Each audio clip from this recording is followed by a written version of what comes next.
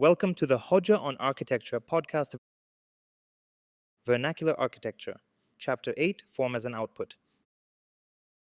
The final output of this study is the form. After the materials were brought together via specific techniques, the concrete plastic entity of the structure's outcomes, the form, was created. The vernacular structures are rarely identical to one another. However, some commonalities are figured out, just like the form, for ease of categorization. When discussing architectural form, the basic three-dimensional shapes are usually helpful. Nevertheless, the architectural form defines not only the geometrical shape of the structure, but also the two-dimensional plan type, extensions and openings, location and orientation of the single structure, and the neighborhood consisting of multiple structures. A long-term discussion of architectural studies involves form determinants, despite the existence of popular terms like form follows function in architectural literature. The same debate is also a focus of vernacular architecture research. In House Form and Culture, Amos Rappaport focused on the subject. Although some studies offer the opposite, Rappaport believed that climate is not the primary determinant, as there are numerous distinct vernacular solutions within the limited number of climates. He also rejected the material as the primary determinant, since various techniques can yield quite different forms. The reasons to employ one form or another are a complex and varied design decision that also involves many factors as inputs. The climate, economy, culture, materials, and techniques, as well as topography, security, history, and function, all have a considerable effect on the form, where none of them is the primary determinant alone. Plan types are frequently discussed in architectural discourse. Some studies aim to understand the difference between circular and rectangular plan types, and some accept the oval shape as a transitional form. Many scholars believe that circular plan type is more ancient, as it is easier to construct for several technical reasons, and rectangular is accepted as a more developed plan type with sophisticated corner details. Igloos and teepees are of a circular type, but quite distinct materials and techniques result in very different forms. In fact, without a third-dimensional reference, the height, plant types are of limited value for studies in vernacular architecture. Nearly all vernacular structures can be abstracted to primary geometrical forms: the cone, dome, cylinder, and cube, or sometimes a combination of them. The cone consists of a circular plan and inwardly inclined surfaces that terminate in a single point at the top, resembling an upside-down ice cream cone. The cone is one of the most widely used vernacular forms, found both as a roof shape and as an undifferentiated structure, where there is no visual distinction between the wall and the roof, a form also recently referred to as roof texture.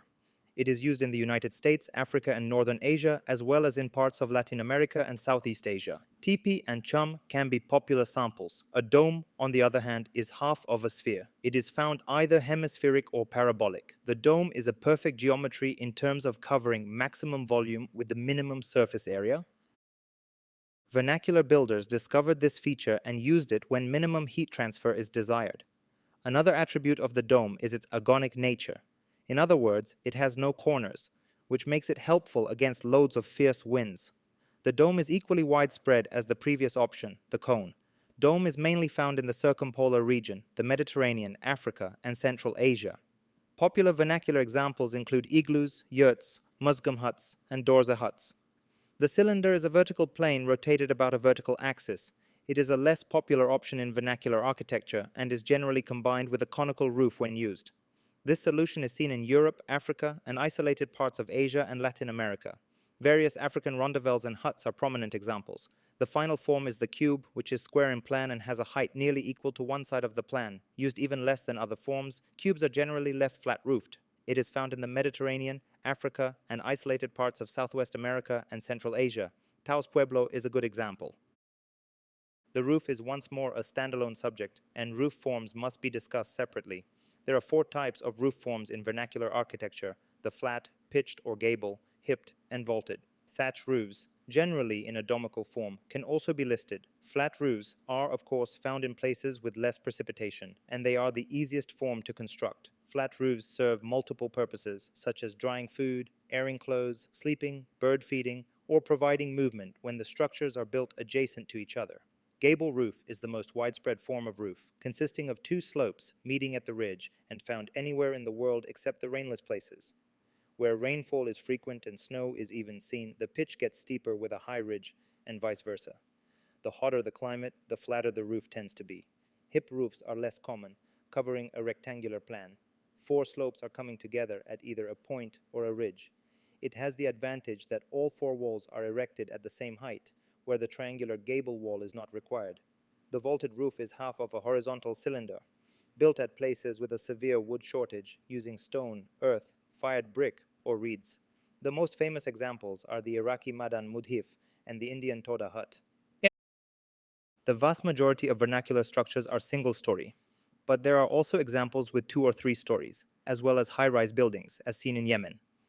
In two-story samples, the primary strategy is to place the animals and storage volumes on the ground floor where the living space is located on the upper level. This approach also helps to heat the upstairs area by utilizing the body heat of the livestock. Numerous structures have extensions such as porches, verandas, balconies, and yards, which all create a spatial connection with the outer world. Primarily, the inner yards serve domestic purposes, such as cooking, brewing, and washing. Location, orientation, and the cluster are also important form features. Especially introverted cultures tend to place individual family structures within a larger lineage around an inner yard, serving the mentioned functions, whereas extroverted societies face their structures towards communal streets. Nevertheless, the Western urban grid plan remains unsuitable for many vernacular settings, where the expansion of neighborhoods is often aligned with topography, water access, or other natural resources. However, it is usual to cluster around the spiritual structure. Many villages situated close to highways are often characterized by a centrally placed church, mosque, or temple. Location and orientation are both aspects that deal with space and position. Location is a consideration that often has economic implications, while orientation relates to fundamental symbolic and religious factors. In Norway, wealthier farmers locate on sunny slopes. In the Alps, wooden structures are typically placed on the north-facing slopes, while stone ones are usually located on the south-facing slopes. In India, higher castes tend to reside in the western part, benefiting from the prevailing winds. Orientation, on the other hand, means aligning a position with a reference to something else. In many fisher societies, orientation to the sea is expressed, where agricultural economies tend to look to the sea, easing the marketing of products. In China, feng shui determines the direction of things, and in many Muslim societies, people try to face the direction of Mecca. As seen, settlements and orientations in indigenous contexts are unique to their specific circumstances. Openings are also crucial while discussing the structural form. As expected, cooler climates require smaller openings, whereas hotter ones allow for greater ones.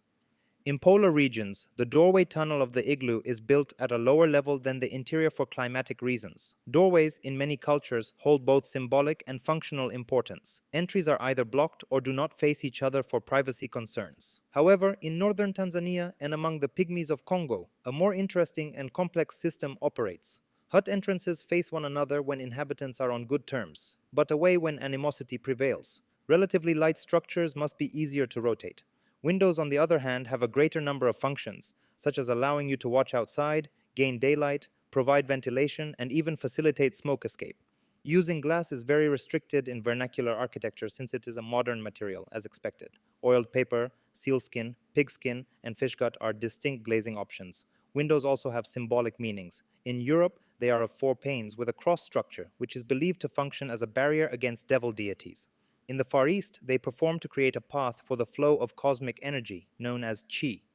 In the Middle East, rather than reducing the window size to meet climate and privacy needs, a wooden fence known as the mashrabiyah is installed, which helps especially women view the street unobserved. Due to their complex symbolic importance, both doors and windows are frequently highly decorated in vernacular architecture.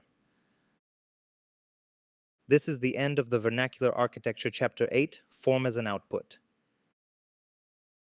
Thanks for listening. See you in the next episode.